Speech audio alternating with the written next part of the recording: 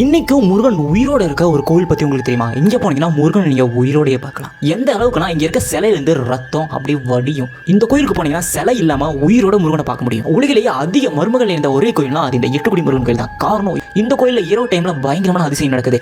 நடையெல்லாம் சாத்திட்டு போன பிறகு இரவு முழுக்க அந்த முருகனோட மருந்து வேர்க்கும் பார்த்தீங்கன்னா அந்த வேர்வை தண்ணி ரத்தமாக வருது. முருகனோட மருந்து ஏகப்பட்ட ரத்தங்கள் ஊத்துது. அது மட்டும் இல்லாமல் இந்த முருகனை நீங்கள் என்னவோ நினச்சிக்கிட்டு பார்க்குறீங்களோ அதே மாதிரி முருகன் உங்களுக்கு காட்சி தருவார். இந்த அதிசயம் இந்த கோயிலில் மட்டும்தான் நடக்குது. குழந்தைய பார்த்தீங்கன்னா குழந்தைய தெரியாது, பாலகனா பார்த்தீங்கன்னா பாலகனா தெரியாது, பெரிய பையனா பார்த்தீங்கன்னா பெரிய பையன் மாதிரி காட்சி தருவார். இந்த இடத்துல முருகனோட காலி கீழே பட்டிருக்காரு, மயிலோட கால் தான் கீழே பட்டிருக்கும். அந்த மயில் மேலே தான் அந்த முருகன் உட்காந்துட்டு இருப்பாரு. 800 வருஷத்துக்கு முன்னாடி முருக பக்தனாக ஒரு சிற்பி ஒரு முருகன் சிலை செய்யறாரு. அந்த முருகன் சிலை செம்மையா இருந்திருக்கு. அந்த சிலையை சோழமன்னன் பிடிங்கி போயிட்டு இந்த மாதிரி ஒரு சிலையை செய்யவே கூடாது அப்படிங்கிறதுக்காக அந்த சிற்பியோட கட்டவரல வெட்டிறாரு. ரத்தம் சொட்ட அந்த சிற்பி இன்னொரு முருகன் சிலை செய்யறாரு. அந்த முருகன் சிலை செய்யும் போது பார்த்தீங்கன்னா அவரோட கையில இருந்து அந்த வந்த ரத்தம் எல்லாமே அந்த சிலை மேல பட்டு அந்த சிலை அப்படியே ஜொலிக்க ஆரம்பிச்சிருக்கு. ஜொலிக்கிறது மட்டும் இல்லாம அந்த சிலை பறந்துருக்கு. இதை தெரிஞ்சுக்கிட்டு வந்த அந்த மன்னன் அந்த சிலையை பிடிக்க ட்ரை பண்றாரு. அப்போ பார்த்தீங்கன்னா கீழே ஒரு பொருள் எடுத்து அந்த சிலை மேலே விடுறாரு. பட்டோன்னு சிலையிலிருந்து கால் உடைஞ்சு அந்த சிலை கீழே விழுந்தது. கீழே விழுந்த பிறகுதான் அந்த சிலை கல்லா மாதிரி இருக்கு. அதுக்கு முன்னாடி அந்த சிலை உயிரோடு வந்திருக்கு. இப்போ அந்த கீழே விழுந்த சிலை தான் இப்போ எட்டுக்குடி முருகன் கோயிலை வச்சு வணங்கிட்டு இருக்காங்க. உயிரோட்டத்தோட இருக்கிற ஒரே முருகன் இந்த முருகன் தான்.